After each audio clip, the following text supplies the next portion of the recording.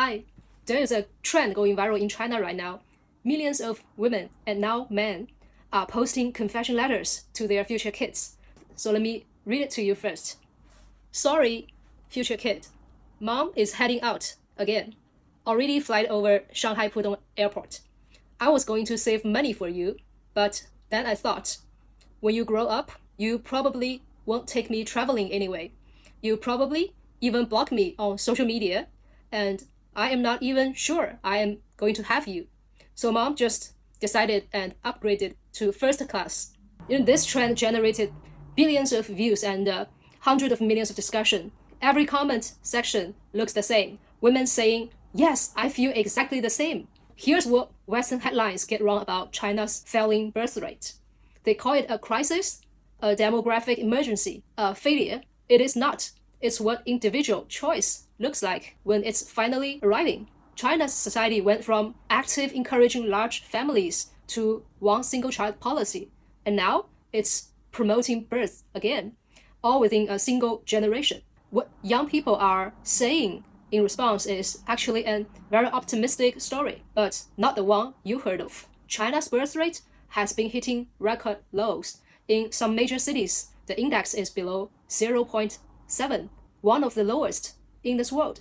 The government is offering cash incentives, extending maternity leaves, even more free fertility treatments.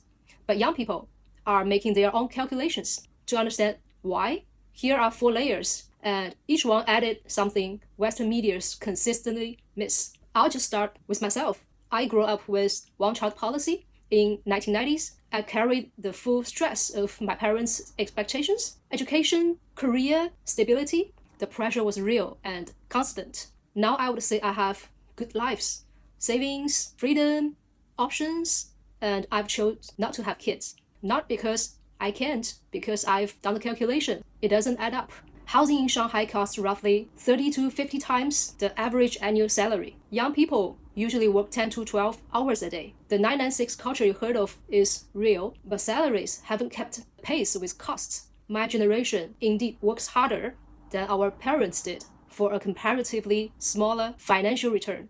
Adding one child into that equation doesn't mean just more expense. It means giving up the life quality you worked so hard to have. That's not pessimism, that's math. And here's another factor Western coverage almost never mentions. China urbanized at extraordinary speed, right? Hundreds of millions moved from small villages to major cities in just one generation. Most of my friends in Shanghai didn't grow up here. They come for education and work. Back in a village, raising a child is a community effort. You have grandparents nearby, you have neighbors helping you, low cost of living and family roots here. But here in Shanghai, you're on your own. Parents are away and probably still working for full time. No support network, childcare costs will consume a full salary. People didn't just move out of the small village. They moved out from the entire social network. It's a social structure that once made having children manageable.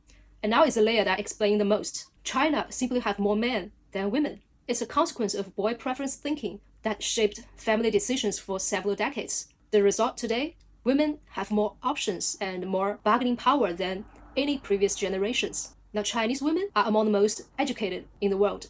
They have careers, they have income, and they also have ambitions. So what they are increasingly unwilling to do is to trade that for a role where they should manage the housework, raise children, and work full-time simultaneously, and essentially 2 jobs that only with one will be acknowledged. This isn't about rebellion. It's a very rational response to an unequal deal. Marriage rates also falling alongside with the birth rate, because for many women, marriage still comes bundled with that deal. When the term don't work, educated women with options simply renegotiate. So going back to that confession letter, on the surface it sounds like a joke about upgrading your flight ticket, but what it's really saying is, I chose my own life first. The choice for millions of young Chinese is the one thing the economy can't take away. The employer cannot demand, and no external pressures can legislate. Not having a kid is not giving up. For this generation, it's the clearest expression of agency they have. And this is where the Western framing gets it completely wrong. Chinese young people are not failing to have children. They are actively, deliberatively, sometimes even joyfully choosing not to have. They want to travel, they want to build things, they want to rest, and they want to live well. The confession letters have billions of views, not because people are sad, because people recognize themselves in it and feel the same. That's not a crisis. That is a generation that finally have choices and they are using them and living them.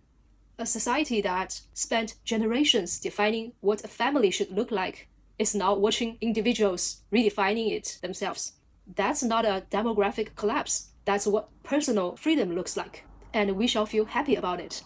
So does the calculation look different where you are? Drop it in the comments and I'll read all of them. See you in the next video.